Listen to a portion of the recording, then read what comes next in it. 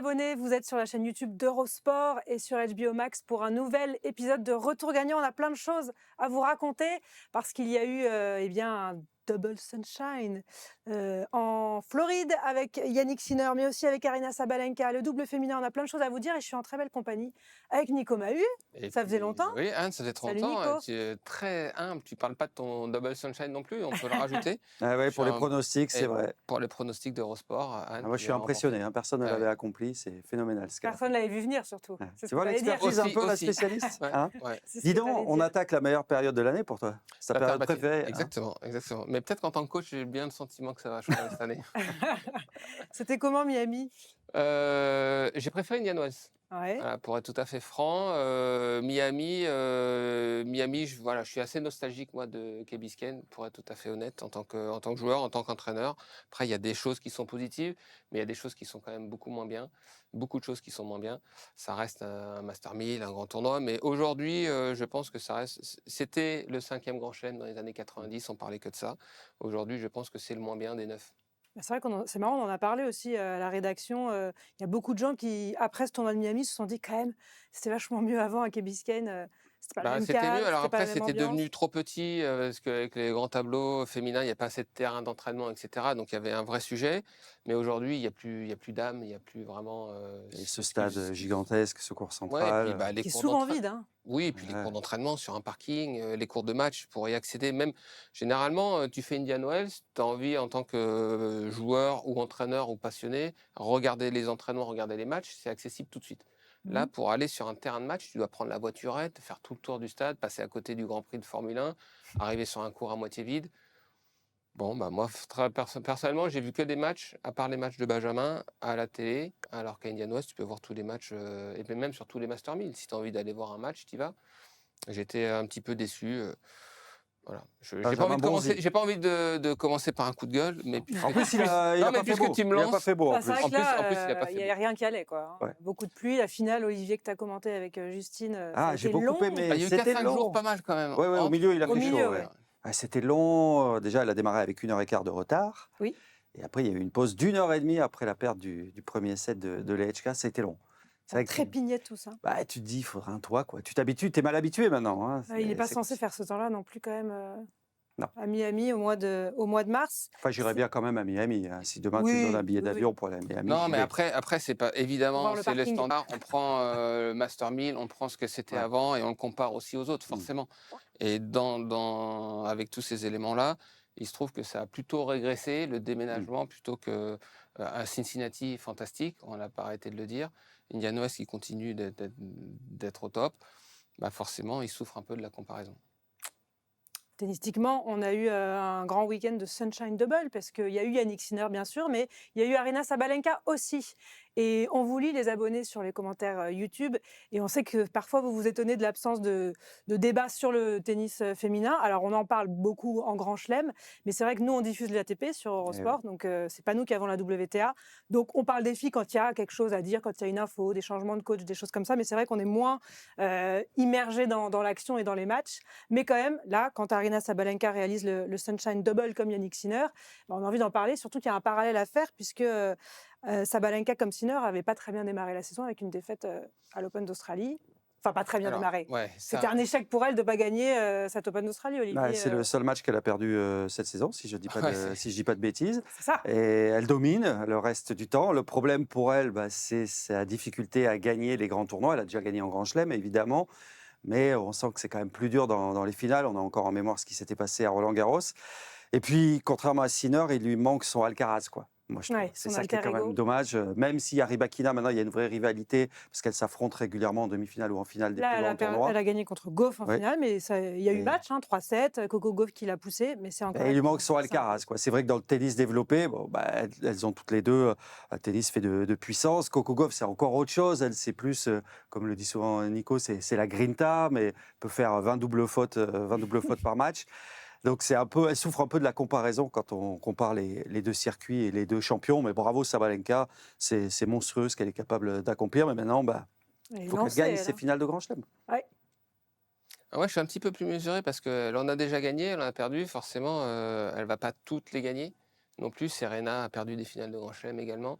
Et elle a perdu un match depuis le début d'année, donc elle est en train de faire une saison exceptionnelle. Alors oui, elle a perdu une finale, le Grand Chelem en 3-7. Là, elle a gagné en 3-7 également en Master 1000. On pourrait se poser la question si 3 finales sur 4, elle les perdait. Là, c'est pas le cas. Elle en gagne 2 de suite. Elle a gagné Grand Chelem l'an dernier, elle a fait finale. Bon, moi, je trouve que c'est vraiment la vraie patronne. Et effectivement, il n'y a pas le 1 et le 2, parce que là, c'est Mmh. Rybakina depuis la fin d'année et le Masters.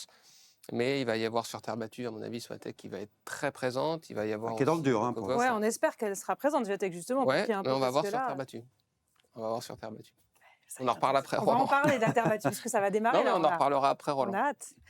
Mais on va d'abord revenir Je sur... sais que tout est enregistré, donc on pourra le ressortir. Pas de problème. Le Sunshine Double de Yannick Sinner, qui a fait encore eh bien, une quinzaine magnifique, sans concéder un seul set. On va avoir un peu de statistiques à vous montrer. C'est le 8e joueur déjà à réaliser le Sunshine Double, Yannick Sinner. Il a gagné 34 sets consécutifs en Masters 1000, c'est un record. Ouais, ça ne veut rien dire. Ça veut rien dire. Non, ça veut rien dire. 34-7 de suite en Masters 1000. Il y a eu Doha, tu vois, dans les formats en 2-7 gagnants. où J'ai il a l'impression que perdu. Doha, c'est devenu une exhibition. Tu vois, il a perdu. C'est des stats en Masters 1000, mais c'est vrai que sur le circuit ATP, c'est à remettre en perspective. Mais bon, C'est monstrueux. c'est monstrueux quand même. Hein. 17 victoires de suite aussi en Masters 1000. Il égale Alcaraz qu'il avait fait l'an dernier. Il est loin quand même de Djoko qui avait gagné 31 fois de suite en Masters 1000 en 2011, cette fameuse saison du Joker. Il l'avait fait entre Indian Wells et Cincinnati. Mais il avait perdu à Roland-Garros cette saison-là, Il y a encore après aussi, 41 victoires de suite. il y a un autre chiffre aussi qui est extraordinaire, c'est que lorsque et Alcaraz et Sinner Oui. sont inscrits et je participe au tournoi, le dernier vainqueur, c'est Rublev en 2024 à Madrid. Ça va faire 2 ans. 23 tournois en commun depuis le début de l'année 2024, 22 titres. Donc il y a un seul tournoi qui a échappé à l'un ou l'autre, c'est Madrid en 2024, donc il y a presque Par 2 ans. Rublev. Où Sinner avait déclaré forfait en quart de finale et où Alcaraz avait été battu par Rublev. Ça aussi, ça Ça, va faire 2 ans, donc c'est quand même assez exceptionnel. Qu'est-ce que t'en penses, toi, de Sinner, de ce qu'il a accompli, du tennis qu'il a développé? Moi, j'ai commenté sa finale. Ce qui a été prodigieux, je trouve, c'est qu'en plus, tu as l'impression qu'il a de la marge. On n'a même pas forcément retrouvé la meilleure version de Sinner qu'on a vu peut-être les années précédentes. Il a été monstrueux au service. Mais j'ai le sentiment que si c'est pas Alcaraz ou Djokovic, c'est parce qu'en face considérable sur les autres. Moi, je trouve que tu sens qu'il est une sorte de mission d'essayer en permanence de progresser. Ça se ressent en permanence. Là, je trouve que son niveau de service a été prodigieux non seulement à Miami, mais aussi à Indian Wells. Et moi, c'est ça qui m'impressionne. Il est numéro 2 mondial, numéro 1 à la race, ils sont à 50 points d'écart.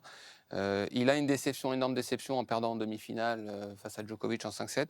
Eh ben, il panique pas. Il est là, il dit voilà, il se retrouve avec son staff, il travaille, il fait évoluer son service. Il sait qu'il doit à chaque fois progresser pour pouvoir atteindre ses objectifs, parce qu'à côté de lui, il a Alcaraz qui est monstrueux.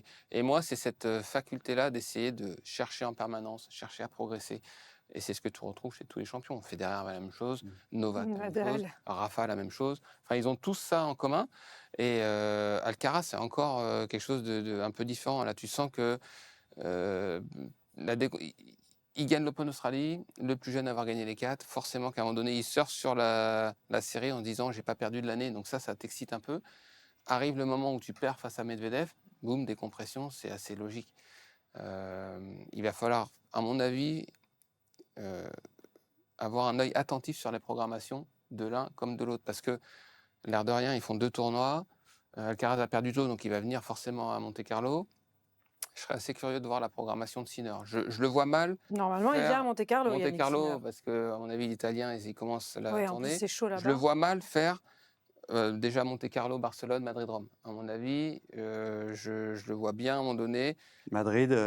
Tout dépendra de ses résultats aussi. Oui. S'il va loin, peut-être finalement, il n'y a pas de aussi. place pour l'entraînement, parce qu'il y a aussi un bloc d'entraînement que tu es obligé de prendre en considération. C'est qu'il y a des matchs en 5-7 qui vont arriver, parce que leur objectif, c'est d'être performant sur les grands chelems. Roland-Garros, Wimbledon, c'est très rapproché. Ouais. Et depuis l'Australie, qu'est-ce qu'il a fait? Il a fait pratiquement un peu que de la compétition, des matchs. Il a fait que des 2-7, des matchs qui ont duré 1h30 maximum, enfin 1h45. C'est vrai que ça ne le prépare pas pour une finale. À un moment donné, tu es obligé de te mettre un bloc d'entraînement, parce que si tu te fais des tournois sur les 2 semaines Madrid-Rome, il est où ton bloc? Donc, à mon avis, que ce soit Alcaraz, il a eu plus de temps, il a perdu tôt déjà. Mais même, il faudra être attentif. Je les vois mal faire les 3 Master 1000. Mais quand tu dis un bloc, c'est intéressant, ça correspond à combien de jours Il faudrait au moins 10 jours. Ah ouais. 10 Ouais. jours. C'est-à-dire, selon moi, je serais curieux de voir. Et ça m'intéresse aussi, maintenant que je suis entraîneur, de voir ces champions-là, comment ils vont faire pour se préparer sur un grand chelem. Parce qu'on a souvent aussi évoqué la difficulté que Sinner pouvait avoir dans les matchs à rallonge. Alors, il est peu souvent mis à contribution sur ces matchs très très longs. Mais quand il y est, il les perd. Quand il y est, alors il les a pas perdus physiquement à chaque fois, mais il les a perdus. C'est ça, le résultat est Donc, le même. je pense quand même qu'il va y avoir un bloc de travail physique à faire qui ne peut pas le faire vraiment comme quand il est en compétition. Et toi, le volleyeur, est-ce que tu trouves qu'il a progressé à la volée? Il a fait quelques volées, hein, il continue d'essayer Ouais, d'avancer, il tâtonne, conclure les mais points filés. quand il a de la marge, C'est justement, pas sur toujours ces matchs-là. parfait, mais tu vois, c'est assez symbolique. Il gagne le match, la balle de match à Miami. Il vient terminer à la volée. C'était pas la plus difficile, évidemment. Ouais, Qu'est-ce que tu en penses? tu sens qu'il y a cette volonté-là de produire quelque chose de différent, parce qu'il sait que du fond du cours en cadence, c'est le plus fort. Voilà, pas d'équivalent. Mais pour aller chercher Alcaraz, pour continuer à gagner, il faut qu'il serve mieux, il faut qu'il puisse varier de temps en temps. On l'a vu à un moment donné expérimenter les amortis, beaucoup d'amortis, venir un peu aussi plus au filet. Donc c'est toujours ce processus de progression, de recherche, d'être plus agressif. Zverev, à un autre niveau, il essaie de dire aujourd'hui, moi je dois être plus agressif, c'est ce que font les deux meilleurs, c'est ce que je dois essayer de mettre en place, qu'il arrive à faire plus ou moins bien, parce qu'il a une bonne saison aussi, Zverev, demi en Australie, demi, mais il bute face au tout meilleur. Voilà, donc ils sont tous en train d'essayer de s'améliorer, et ça ressort énormément chez Sinner en ce moment. Alors, dans la programmation, c'est intéressant ce que tu disais, mais il y a aussi un enjeu, c'est la place de numéro 1. Alors, même si ce n'est pas l'objectif numéro 1, a priori, puisque il préfère gagner un grand chelem, Sinner, que d'être numéro 1. S'il gagne Roland-Garros, ce Ouais. sera sans doute. Parce que là, il fond sur sa proie, hein. Il avait beaucoup de retard sur Alcaraz. Mais en même temps, là, il n'a aucun point à défendre puisqu'il était absent pendant toute cette période jusqu'à Rome, l'an dernier, à la même époque. Depuis le début de la saison, là, il a 2000 points dans la besace quand Alcaraz en a pas pris beaucoup. Il doit être à 50 points à la race d'écart, donc vraiment c'est... Là, il est à 1100 points pour l'instant. technique, mais en à la technique race... sur les deux. 1190. Ouais. Voilà. Alors qu'il y en avait Ça peut aller vite. 3150 d'écart avant le début de Moi, je Ça peut pense, aller très vite, hein. de cette tournée américaine. Je pensais avant l'Open d'Australie qu'il serait numéro mondial après la terre battue. Je pense la même chose aujourd'hui. Ça peut arriver plus tôt que ce qu'on pensait. Ouais, parce que il va encore une fois, il va falloir voir les tournois qu'ils vont disputer l'un et l'autre, mais il en jouera au moins 2 des 3. Alcaraz n'avait pas joué Madrid, il me semble, l'an dernier, mais il avait à peu près tout gagné. Gagné Monte-Carlo, finale Barcelone, gagné Rome, gagné Roland. Ça va être difficile pour lui de faire mieux. C'est ça. Il y a de la place. Et je pense que, contrairement à ce qu'on pense, je pense que cette place de numéro 1, elle est importante pour eux. Mhm. Pour Pourquoi? l'instant. Parce qu'ils veulent déjà être le meilleur, être devant le L'autre. rival. Et puis, ils vont essayer de chasser ou se rapprocher des records et de se rapprocher le plus possible des 3 monstres. Et les semaines de numéro 1, au final... Je crois qu'ils sont déjà dans cette démarche-là. Ils ont 24 ans. Enfin, lui, il a 24 ans. Il est déjà en train de se dire, je vais chasser les records.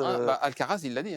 Alcaraz, c'est le plus jeune vainqueur des 4 grands chelems. Il est déjà, à mon avis, en train de se dire ce qu'il doit faire pour essayer de se rapprocher au maximum. Là, il vise le grand chelem calendaire. Donc, Alcaraz. quand tu commences à avoir des objectifs comme ça, c'est que tu es une autre catégorie de joueurs, à mon avis. Mais être numéro 1, je pense que ça reste important. Ouais. Bon, il faudra déjà qu'il brille sur terre Et battue. ils le diront C'est jamais.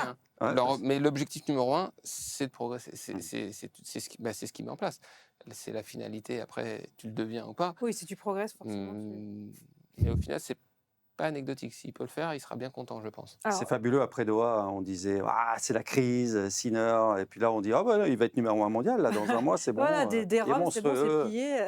En gros, Laurent Verne a fait un article très détaillé sur cette bataille pour la place de numéro 1 sur Eurosport.fr. Si Yannick Sinner inscrit plus de points qu'Alcaraz dans les 6 semaines à venir, il sera numéro 1 en arrivant à Rome. Voilà, c'est le topo en gros, en fonction des tournois auxquels il participe, et aussi parce que Alcaraz a pas mal de points à défendre sur sa saison 2025. Sinner, il a tout gagné sur dur, tous les Masters 1000, tous les grands chelems. Maintenant, il faut qu'il s'y mette sur terre battue. On l'a pas vu l'an dernier, toute cette tournée-là, donc on est curieux de voir ce que ça peut donner face à Alcaraz. Il était à 1 point du titre à Roland-Garros. Et il fait finale à Rome. Mais il a pas Mais il beaucoup a de gagné titres. qu'un seul Oui, titre. c'est vrai. C'est assez marrant. Alors, ce qui est ça. marrant, c'est qu'il l'a gagné contre Carlos Alcaraz. C'était à Umag, c'est un ATP 250 en 2022. Donc, c'était une autre vie. Mais il a qu'un titre sur terre battue. Non, mais Ouais. il a le jeu de toute façon pour briller. On l'a vu à Roland-Garros, il n'est pas passé loin. Ouais, Cette domination, est-ce qu'il peut la transposer sur ouais, terre faudra battue? voir. À chaque fois, on a des interrogations sur sa manière de se déplacer, ses frappes de balle. On l'a Le vu à physique, Roland la durée? l'an dernier. Je me fais pas trop de soucis au niveau Mmh. du jeu je pense qu'il va être très vite très performant. Moi, ce qui m'intéresse vraiment, c'est de voir comment il va organiser sa saison sur terre en termes de programmation. Pour moi, ça va être très révélateur. Moi, j'ai hâte de le voir à Monte-Carlo. Eh Ce oui, sera sur Eurosport et sur Mmh. HBO Max, bien sûr, en avec, une intégralité. équipe sur S'il joue, place. Mais si, il va jouer, il ne peut pas nous faire ça. Lui fais pas ça parce que là, Déjà, il n'y a Olivier, pas il va pas Novak. supporter. Il y aura pas Novak Petit coup dur. Djokovic. On va en Hein, reparler de on va en parler de Monte-Carlo. Monte-Carlo. Mais avant, on a envie aussi de parler d'Arthur Fils. Ah, Parce que quand même, Arthur Fils, il a vécu sa première demi-finale en Masters 1000 à Miami. Il a de nouveau passé un cap. Il a eu un niveau de jeu monstrueux pendant quasiment les 15 jours. Mais il finit encore sur un match compliqué où il se prend 2-7 face à Jiří Lehečka. Il a semblé à court d'énergie. Ça avait été un peu le cas à Indian Wells contre Sacha Zverev. Le bilan, il est quand même positif pour Arthur Fils sur cette tournée. Car à Indian Wells de pour moi, Miami, c'est plus que positif. Enfin, c'est monstrueux ce qu'il a réussi à faire. Il a joué 2 mois, parce qu'il n'a pas joué l'Open d'Australie. Il a pris, je crois, 980, presque 1000 points à la ouais, race. exactement. En moins il de est 2 mois. 8e à la Si race. sa saison s'arrêtait là, 8e à la race, c'est il serait énorme. top 50. Voilà, parce que tu regardes le classement à peu près du top 50, c'est à peu près 1000 points. Donc voilà, je crois que ça réunit tout. Et je trouve qu'en plus, il revient plus fort que lorsqu'il a arrêté l'an dernier. Moi, je trouve il se déplace beaucoup mieux, je trouve. Au niveau de l'attitude, et ce qui est vachement bien, c'est qu'il y a cette envie, cette fraîcheur quand tu as été absent pendant longtemps du tournoi, Ouais, on le sent. cette petite lassitude que tu peux avoir quand tu enchaînes les saisons, les tournois, etc. Lui, Miami, pas Miami, pluie, pas pluie, ça se voyait pas sur lui tellement il avait de l'envie de montrer et d'être en compétition, ce qu'il a réalisé à Doha, ouais, Oui, à c'est Doha Ouais, en faisant en finale. finale, Alors il oui, perd il est contre tombé sur Alcaraz. Alcaraz stratosphérique, mais son parcours, il était extraordinaire. Et puis ce qu'il a réussi à accomplir, alors oui, il y a des petites défaites en 2-7. À chaque fois qu'il a perdu cette année, c'est des défaites un peu sèches, que ce soit Félix à Montpellier, que ce soit Alcaraz en finale à Doha, Zverev ou encore Lechka. Mais tout le reste, moi j'ai été vraiment très impressionné par son jeu, par son physique et son état d'esprit et ce qui se dégage de lui. D'ailleurs, c'est Arnaud qui a fait un magnifique article, Arnaud Clément, dans l'équipe, qui a très bien résumé. On sent quelque chose qui se dégage de lui. Et, Qu'on n'avait pas quelque vu chose depuis qu'on n'avait pas eu longtemps. depuis ouais. longtemps dans le Et, tennis et français. puis Parfait. Ouais. dans son fonctionnement, alors il avait déjà eu des fonctionnements aussi, un staff, un binôme avec Seb Grosjean et Sergi Oui. Bruguera au tout départ.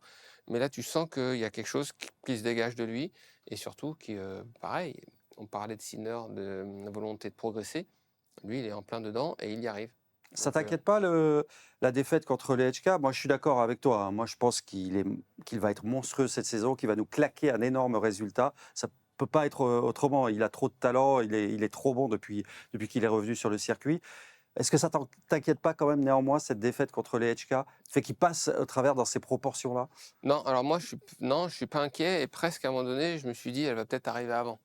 Parce qu'il y a beaucoup d'enchaînements, il y a beaucoup de compétitions, il y a des matchs qui sont intenses, qui sont difficiles. Le match contre Paul, il est extraordinaire. Mmh. Quand tu n'as pas joué pendant 6 mois et que tu dois enchaîner et que tu dois faire des matchs comme ça, à un moment donné, le réservoir, il est vide et c'est compliqué. Donc, C'est cette débauche d'énergie-là qui lui fait défaut bah, sur le match ce match suivant. contre Paul, franchement, alors, j'ai malheureusement pas pu tout voir, mais majeure partie, c'est l'un des plus beaux matchs que j'ai vu de la saison.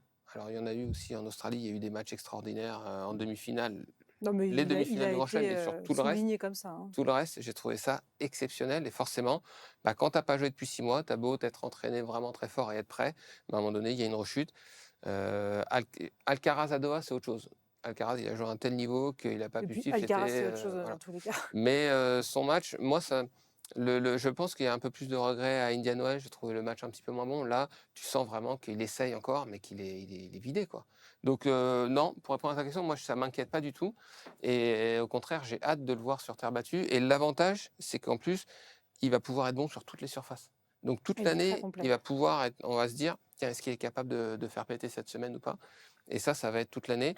Encore une fois aussi, la petite difficulté qui peut se présenter pour moi, c'est pareil, tu pas joué depuis longtemps, tu as beaucoup d'enthousiasme, tu mets beaucoup d'énergie et d'entrain, tu joues, tu enchaînes et d'un coup, bah, tu prends 1000 points en 2 mois, tu es 8e à la race, ben voilà, à un moment donné, il va peut-être aussi y avoir une petite rechute comme a eu Alcaraz. Il faudra pas paniquer, il faudra repartir et moi, je suis extrêmement, optimiste pour lui. Je vois aucune raison d'être inquiet. Et Ouais, moi, je le vois énorme. l'expérience avec, tu as évoqué, le duo qui l'entoure, le duo croate avec, Ivan Sinkus et Goran Ivanisevic qui va revenir là, auprès de Arthur Fils pour Monte-Carlo. On est curieux de voir ce que ça peut donner. On a vu les améliorations qu'il a apportées à son jeu, Arthur Fils, au service. Alors on pense évidemment au service Ouais, de son jeu Goran. offensif, au jeu au Et filet aussi. mentalement aussi, ça peut être, bien d'avoir quelque chose d'autre avec un coach qui a entraîné, Djoko, qui a l'état d'esprit qu'il faut, qui peut l'aider justement à gérer ces matchs où il est moins bien et d'arriver à gagner ces Et matchs-là. peut-être à le canaliser aussi, parce qu'il y a quelques petites critiques, hein, c'est des petites remarques, mais c'est vrai qu'il y en a certains qui trouvent qu'il en Parce fait qu'il affiche peut-être son trop. ambition. Non, mais dans les matchs, dans l'attitude, des fois, il dépense peut-être trop C'est d'énergie ça. dans sa gestion émotionnelle à la fin d'un set qu'il vient de gagner ou dans des moments très importants. Peut-être qu'il va l'aider dans cette Ouais, gestion-là de ces moments. il va forcément l'aider. L'expérience qu'il a accumulée déjà, bon, en tant que joueur, qui Mm. lui aussi était un joueur fantasque et qui Oui. pouvait parfois se laisser déborder par ses émotions. Donc il a son expérience de joueur.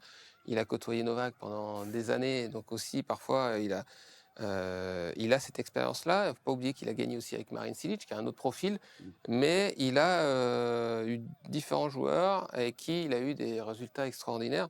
Et puis surtout l'exigence. L'exigence quand tu es au quotidien avec Novak, je pense que Dans la derrière, boxe avec Novak. ouais, dans le box et puis même au quotidien à l'entraînement, ce qui te demande, ce qu'il met tous les jours pour être performant, il n'y a pas une minute de perdu à l'entraînement.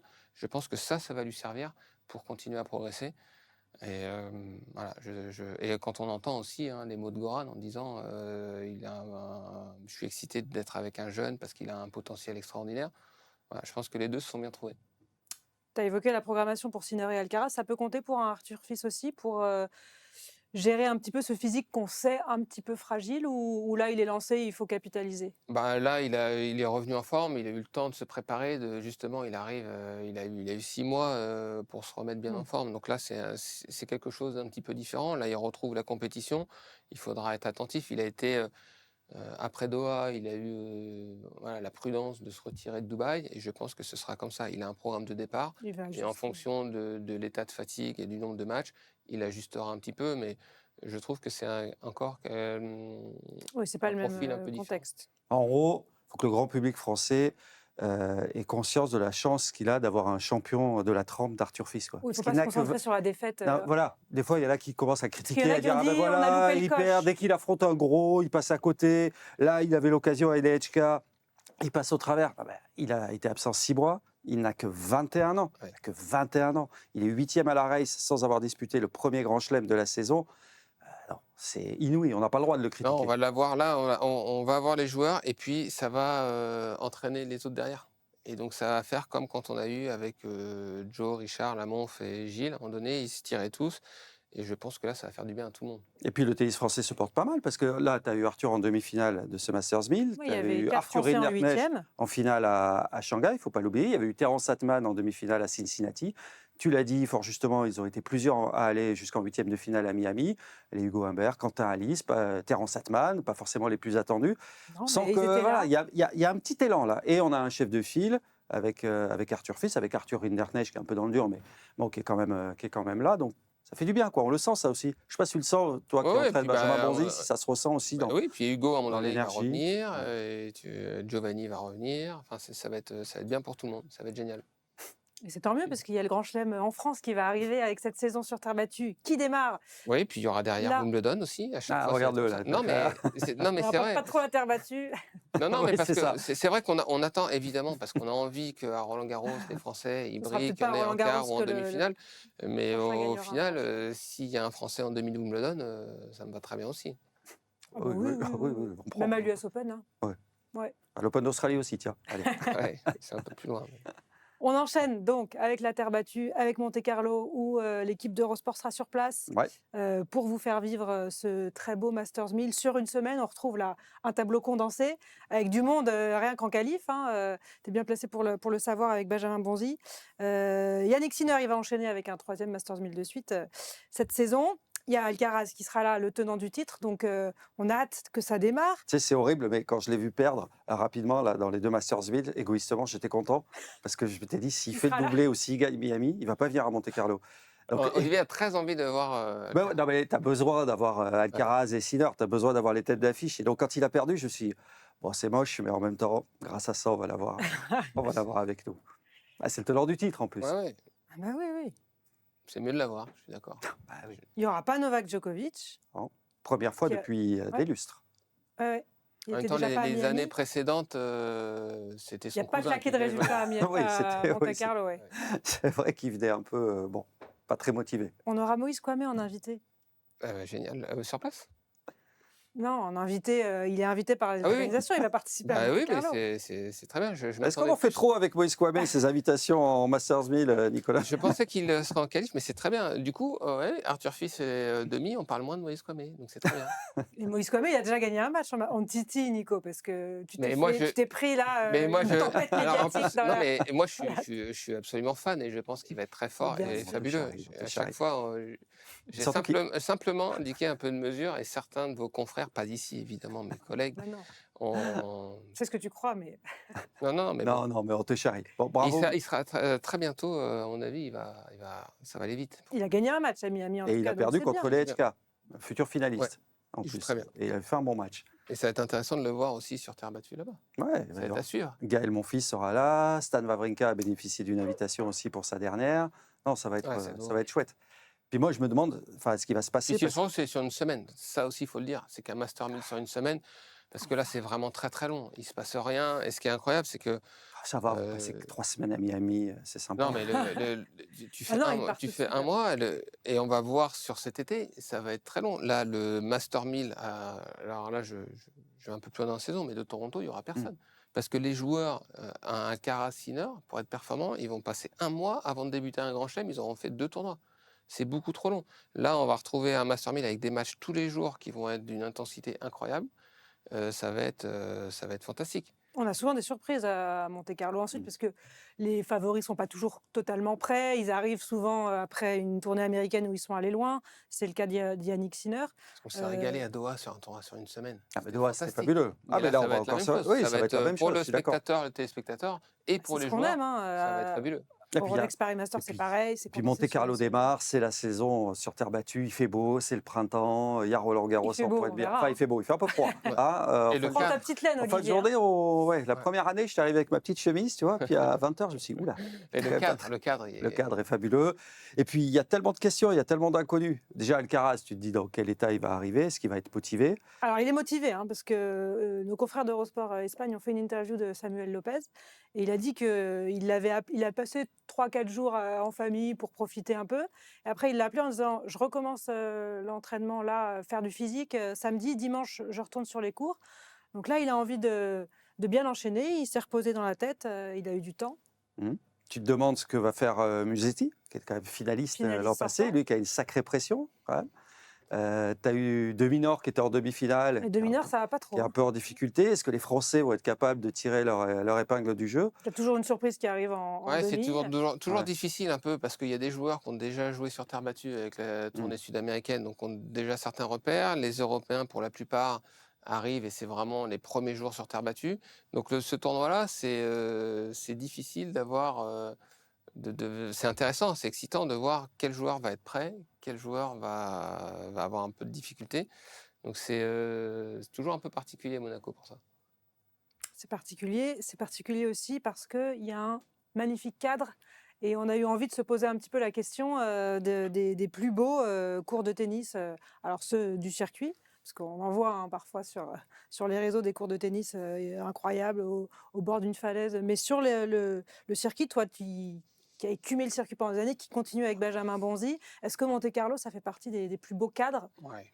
Pour moi, c'est le numéro 1. Numéro En un, termes de ok. cadre, parce que même sur les terrains d'entraînement, quand on s'entraîne sur les terrains du haut, je ne sais plus lequel c'est, le 12 ou 13, à la vue vraiment plein air, parce que déjà le cadre du club en lui-même est fantastique. Pendant le tournoi, il y a des chapiteaux, et donc on voit un petit peu moins la mer La sur mer. certains cours, mais sur les cours tout en haut, on a la vue pleine mer, c'est extraordinaire quand il fait beau, et même ce central, pour un spectateur, c'est exceptionnel. Pour moi, c'est le plus beau cadre de l'année.